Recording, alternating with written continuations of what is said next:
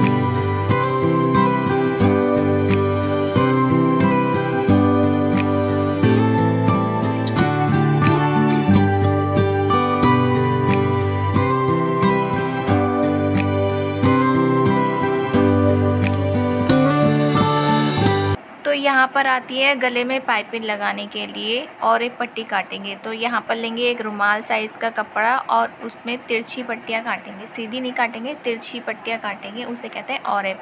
तो बस यहाँ पर मैं औरेप पट्टियाँ काट रही हूँ। उसके बाद उसे थोड़ा थोड़ा साइडों में से काटना है ताकि वो सीधी हो जाए और सिलने में आसानी रहे।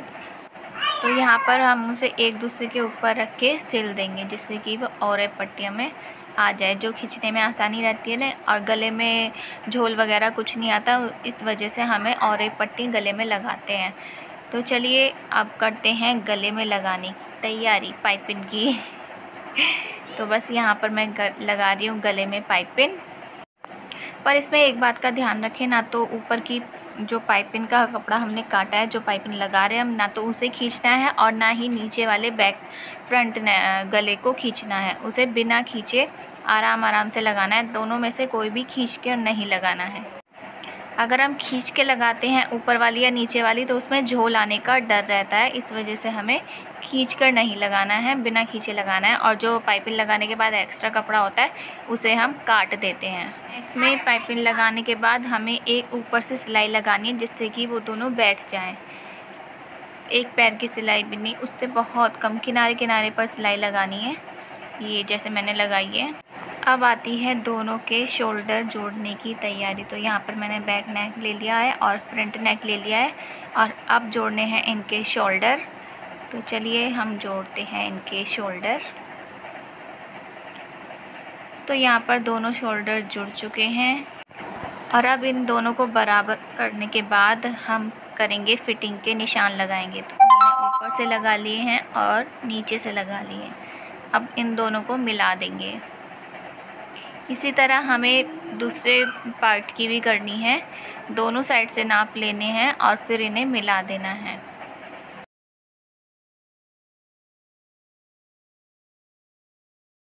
इसी तरह हमें बैक नेक को फोल्ड करना है और फोल्ड करने के बाद शोल्डर भी बिल्कुल मिले हुए होने चाहिए, ऊपर से भी और नीचे से भी। तो बस यहाँ पर हमें 3 इंच का गला छोड़ने के बाद उस पर पूरे अपने ब्रेस्ट की साइज़ लेना है और नीचे कमर का साइज़ लेना है। तो अब इन दोनों को मिला देंगे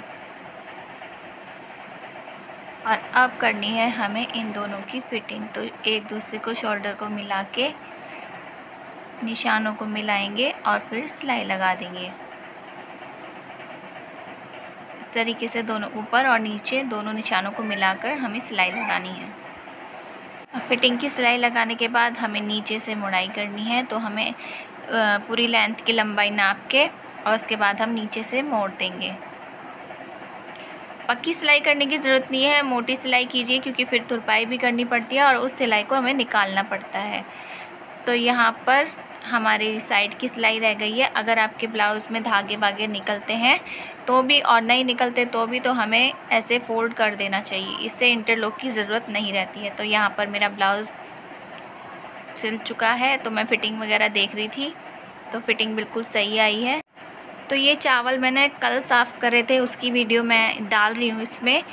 इतनी जल्दी साफ़ हुए थे बहुत ज़्यादा, और ये इतने गंदे थे। इसमें चने और सुरैरी तो इतनी हो गई थी, वो छोटी छोटी बहुत ज़्यादा हो गई थी। तो मैंने थोड़ी देर के लिए इन्हें धूप में, बहुत तेज़ धूप में रख दिया था सुखाने के लिए। 3-4 घंटे तक सूखे रहे थे। उसके बाद मैं इन्हें नीचे ले आई थी, और जिस तरीके से मैंने निकाली थी सुरैरियाँ, उस तरीके से बहुत जल्दी निकल गई थी। आप भी इस तरह ट्राई करोगे तो आपकी भी ज़्यादा फटकना छटकना नहीं पड़ेगा, और बहुत जल्दी ही ये चावल साफ़ हो जाएंगे। तो देखना इसमें छलनी में कितनी सारी सुरैरियाँ निकली हैं, बहुत ज़्यादा।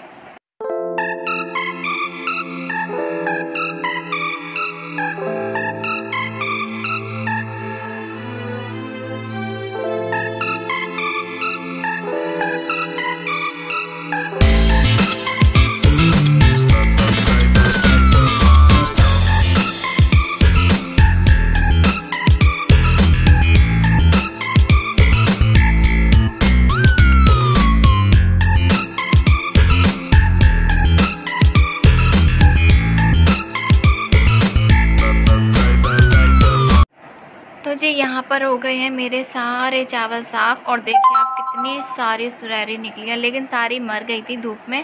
और मेरे चावल भी सारे साफ़ हो चुके हैं, इसमें कुछ भी नहीं है, अब एक भी नहीं है, तो मुझे बार बार साफ़ करने की ज़रूरत नहीं रहेगी। और यहाँ पर खेल रहे हैं बच्चे, और खेलते खेलते लुढ़क गए नीचे। तो मतलब पूरा दिन ऐसी ही शैतानी करते रहते हैं। अब आप ही सोचिए कि इन तीनों के बीच में मैं सिलाई कैसे करती हूँ। तो छोटे वाले का मुझे ज़्यादा ध्यान रखना पड़ता है, क्योंकि उसकी 2 बार, एक बार मशीन में उंगली आ गई थी और एक बार पंखे में, तो उससे संभल कर मुझे काम करना पड़ता है। ये शैतान इतना है, बहुत ज़्यादा शैतान है। तो फ्रेंड्स, यहाँ पर मेरा सिल चुका है ब्लाउज़, और अब करनी है मुझे मशीन की सफाई। इसमें मशीन में सारे पुर्जे खोल के इसमें डालूँगी तेल। तो चलिए मशीन साफ़ कर लेते हैं पहले। बाकी ब्लाउज़ सिल गया है, देखकर बताना कैसा लगा। तो यहाँ पर मेरी सिलाई ख़त्म हो चुकी है, और ब्लाउज़ में मैंने स्लीव भी लगा ली है, आप देखना है। और यहाँ पर मैं कर रही हूँ अब मशीन की सारे पुर्जे खोल खाल के सफाई करके, और इसमें डालूँगी मैं ऑयल। काम ख़त्म करने के बाद मशीन में ऑयल डाल दो ना, तो फिर कोई ख़राब होने की दिक्कत नहीं रहती। और बच्चे भी इतना छेड़ते हैं, तो धागा वागा फंसा देते हैं, तो वो भी जल्दी निकल जाता है। इस वजह से मैं अब इसमें सफाई करके, सिलाई ख़त्म करने के बाद सफाई करके, साथ मशीन में तेल वगैरह डाल के रख दूँगी अच्छे से। और तेल डालने के बाद हमें थोड़ी देर खाली मशीन ज़रूर चलानी चाहिए, इससे जो भी तेल है ना वो सारा उसमें मतलब चारों तरफ फैल जाता है, तो इस वजह से। चलिए आज आपको मशीन भी साफ़ करके दिखा देती हूँ मैं। तो यहाँ पर मैं कर रही हूँ मशीन साफ़।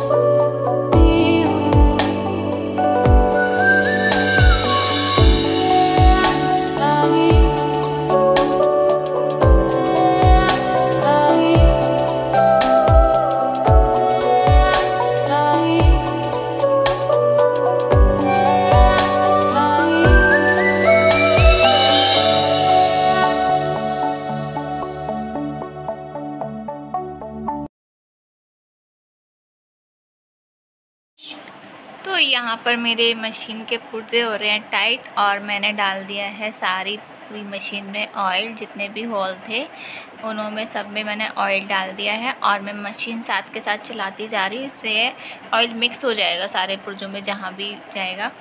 वो मिक्स होता रहेगा। और यहाँ पर 5-10 मिनट आप चला लीजिए मशीन, उसमें ही बहुत है।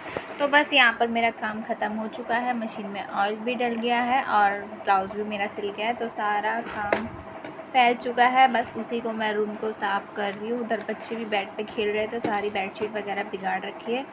तो चलिए करते हैं अपनी सफाई। तो यहाँ पर आ गए हैं हमारे गुड्डू जी शैतानी करने के लिए। अब झाड़ू लगाऊंगी ना तो अब झाड़ू भी वो खुद ही लेके आएगा, अगर उससे नहीं मंगाई तो वो बहुत रोता है। तो इसलिए मुझे झाड़ू भी उसी से मंगानी पड़ती है, गुड्डू झाड़ू लेके आओ। तो उसी की आवाज़ अब आ रही है क्योंकि वो मेरे पास ही बैठा हुआ है। कहते हैं ना, बिल्कुल भी नहीं छोड़ते, एडिटिंग करने में, वीडियो बनाने में आगे पीछे लगे रहते हैं, शोर शराबा। इस वजह से मैं वॉइस ज़्यादातर बंद रखती हूँ और म्यूज़िक डालती हूँ। तो बस यही कारण है कि मैं ज़्यादातर बोल के वीडियो नहीं बना पाती, क्योंकि बच्चे इतना शोर मचाते हैं, बहुत परेशान करते हैं। तो बस यहाँ पर मैं कंबल ऊपर से लेके आई थी निक्की, उसी की तह बना के रख दी। और ये जो आप ढोलक देख रहे हैं ना, ये लाए थे पापा गुड्डू के लिए और बच्चों के लिए। तो बच्चे भी खेलते हैं और साथ के साथ मैं भी थोड़ी बहुत प्रैक्टिस कर लेती हूँ ढोलक बजाने की। तो हर काम में प्रैक्टिस करनी चाहिए, तभी को वो काम आता है, चाहे वो ब्यूटिशियन का हो, चाहे वो सिलाई का हो, चाहे ढोलक बजाने का हो। अगर आप एक बार प्रैक्टिस छोड़ देंगे ना तो बस वो भी ढीली हो जाएगी। अगर आप प्रैक्टिस करते रहेंगे तो आपको अच्छी तरह आ भी जाएगी और आप रेगुलर कर भी पाएंगे। तो बस यहाँ पर हो गई है मेरी झाड़ू लगनी स्टार्ट। तो चलिए मैं लगा लेती हूँ झाड़ू।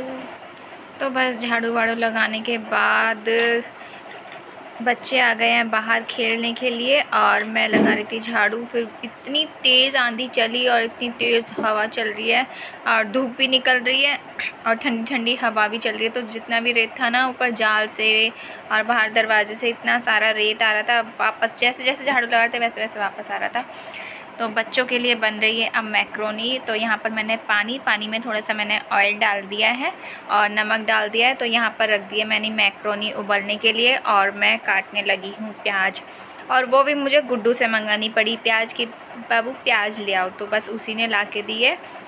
और यहाँ पर उसके चढ़ने का है पटरा रखा और पटरे के ऊपर खुद चढ़े और फिर चढ़ गए पलंग पे। तो बस यहाँ पर जाएगा अपने भाई के साथ खेलने के लिए, उससे ले। अगर दिन में एक बार सो गए तो सो गए, नहीं तो पूरी दोपहरी में ऐसे ही खेलना है, मस्ती करना है। और अब भी मेरे पास ही बैठा हुआ है, जब तक मैं काम फ़ोन नहीं दूंगी ना इसे, जब तक ये यहाँ से जाएगा नहीं तो मेरे पास ही बैठा हुआ है, इस वजह से आपको आवाज़ आ रही है उसकी। तो यहाँ पर उबल चुकी है मैक्रोनी और मैंने यहाँ पर प्याज भून दी है और अब डाल दिए मैंने मैक्रोनी। मैक्रोनी में सारे मसाले डाल दूँगी और मैगी मसाला डाल दूँगी यहाँ पे और थोड़ी सी सॉस डाल दूँगी। तो यहाँ पर बन जाएगी बच्चों की मैक्रोनी। मैंने ज़्यादा मिर्च नहीं डाली है, बच्चों के हिसाब से ही डाली है और नमक भी बहुत कम रखा है। वही बच्चों के हिसाब से बनाई है तो मिर्च और नमक वगैरह थोड़ा कम ही रखूँगी। तो यहाँ पर बन गई है बच्चों की मैक्रोनी। तो यहाँ पर बच्चों की बन गई है मैक्रोनी और अब बस इन्हें मैक्रोनी दे दूँगी मैं। और अगर आज का वीडियो आपको अच्छा लगा हो तो लाइक करें, शेयर करें और चैनल पे नए हैं तो सब्सक्राइब ज़रूर करें। कमेंट्स करके ज़रूर बताएं कि मेरी मैक्रोनी और चावल साफ़ करने का तरीका कैसा लगा आपको।